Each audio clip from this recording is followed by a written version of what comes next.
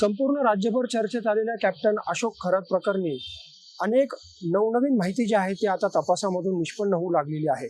या प्रकरणी महिला आयोगाच्या अध्यक्षा रुपाली चाकणकर यांनी राजीनामा दिल्यानंतर अनेक राजकीय नेत्यांचे, त्याचप्रमाणे महसूल असेल, पोलीस असेल किंवा इतर विभागातील अधिकाऱ्यांचे कॅप्टन खरात यांच्याशी संबंध जोडले जात आहेत। त्यांचा आणि त्यांचा लागेबंद असल्याचे देखील आता अनेक प्रकरणांवरून समोर येत आहे।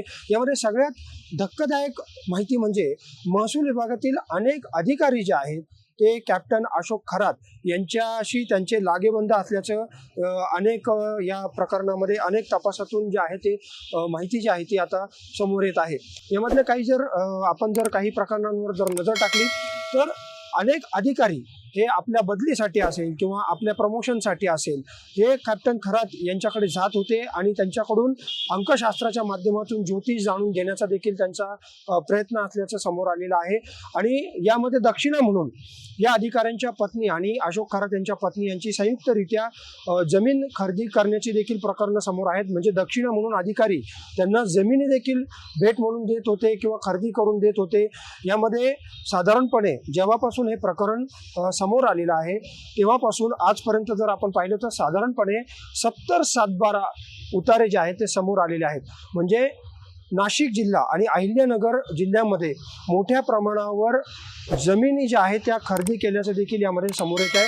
आणि या अशोक खरात यांची जर जीवनशैली आपण बघितली तर अतिशय लॅविश अशा पद्धतीची त्यांची जीवनशैली असल्याचं आपल्याला बघायला मिळते। शहरातल्या अनेक मोक्याच्या ठिकाणी त्यांची संपत्ती असल्याचं देखील समोर आलेलं आहे। मग कॅनडा कॉर्नर असेल, गोविंदनगर सारख्या ठिकाणी त्यांचा बंगला आहे, सिन्नर तालुक्यामध्ये त्यांचा मोठा फार्म हाऊस आहे, अहिल्यानगरमध्ये देखील त्यांच्या जमिनी आहे। आणि एकूणच जी काही माहिती आपल्याला मिळते सुमारे 1000 कोटी रुपयाची माया जी आहे ती त्यांनी जमला असेल किंवा इतर संपत्तीच्या माध्यमातून कमावण्याचे दिसून येते। परंतु या संपूर्ण प्रकरणामध्ये जर आपण बघितलं तर जी काही नावं आपल्या समोर येत आहेत, खरं म्हणजे काही नावं आपल्याला या ठिकाणी उघड करता येणार नाही, परंतु जी तपास यंत्रणा या प्रकरणाचा जो काही तपास करते त्यामध्ये काही अधिकाऱ्यांची नावं देखील समोर येत आहेत।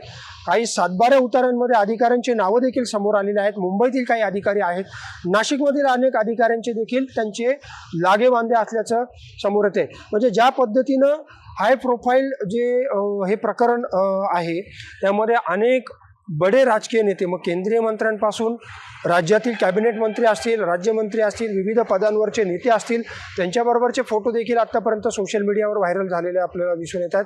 त्याच पद्धतीनं आता अधिकाऱ्यांची देखील नावं हे अशोक खरात यांच्यासोबत जोडल्याचे दिसून येत। त्यामुळे आता या संपूर्ण प्रकरणामध्ये अधिकाऱ्यांची नावं देखील आता समोर येणार का, त्यांची देखील चौकशी होणार का, कोणाकोणाच्या माध्यमातून अशोक खरात यांनी ही संपत्ती कमवली हे आता समोर येणार का, हे देखील आता बघणं उत्सुकतेचं ठरणार आहे।